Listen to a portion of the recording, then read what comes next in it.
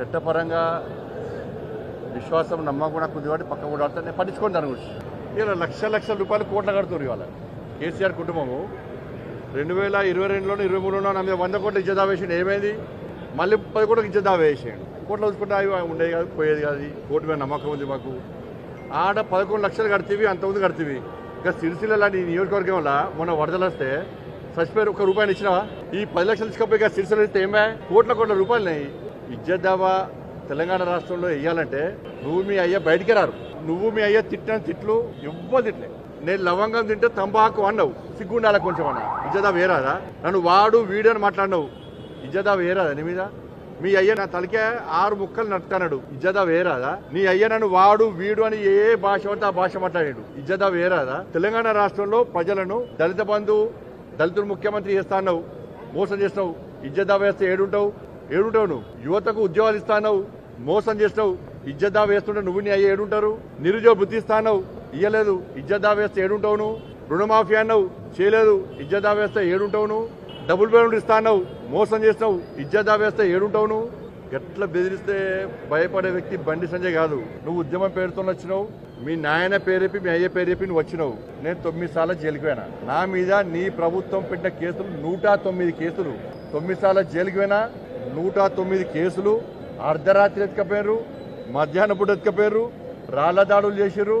కానీ అన్నిటిని నేను ఎట్లా ఎదుర్కొన్నా? రాజకీయ నాయకుడు నేను. ధైర్యంగా రాజకీయాన్ని ఎదుర్కొనే తప్ప ఇజ్జత్ దావాలు వేసి బెదిరించే ప్రయత్నం చేస్తే భయపడే వ్యక్తి బండి సంజయ్ కాదు. నువ్వు ఏదో అనుకుంటున్నట్టున్నావు. ఇజ్జత్ దావేగానే నోటీస్ చేయగానే బండి సంజయ్ భయపడతాడు.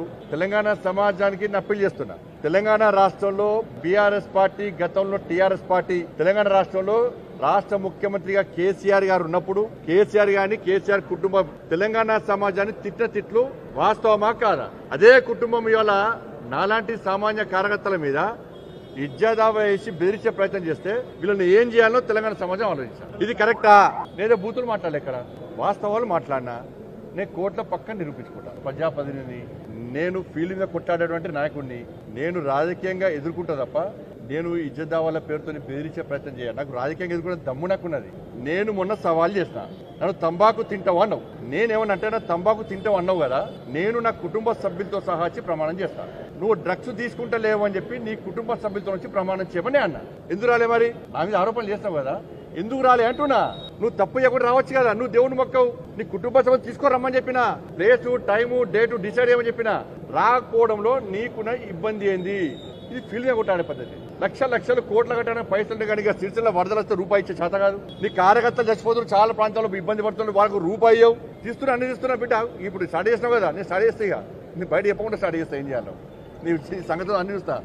నువ్వు అమెరికాలో ఉండి ఎవరోడు అమెరికాలో ఉండి ఎవరితోని ట్వీట్ చేసిండు, ట్వీట్ ఎవరెవరు పక్కన ఉండి ట్వీట్ చేసిండ్రు, అన్ని ఫోటోలు నాకు ఉన్నాయి. ఎక్కడెక్కడికి ఎవరెవరు పోతున్నారు అన్ని తెలుసు. వ్యక్తిగతంగా పోవద్దు అని చెప్పి ఒక సంస్కారం అనేది అడ్డం వస్తుంది. కాబట్టి నేను ఆగుతున్నా. ఇప్పుడు స్టార్ట్ చేస్తాను.